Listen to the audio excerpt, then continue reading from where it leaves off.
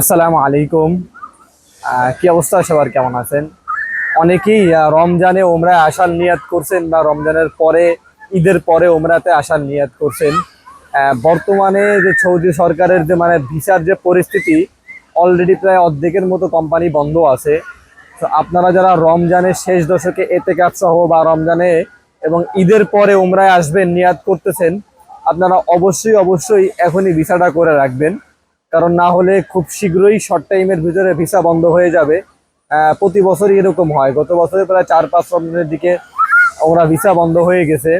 তো এই জন্য আপনাদের কাছে আমার রিকোয়েস্ট থাকবে, যারা রমজানে এবং ঈদের পরে ওমরাতে আসবেন আপনারা অবশ্যই বিভিন্ন ট্রাভেলস বা এজেন্সির মাধ্যমে কথা বলে ওমরার ভিসাটা করে রাখতে পারেন। আর চাইলে সরাসরি আমাদের কাছ থেকে B2B রেটেও কাজ করতে পারবেন আমাদের আল মাকাম ইন্টারন্যাশনালের সাথে। ধন্যবাদ সবাইকে। আসসালামু আলাইকুম।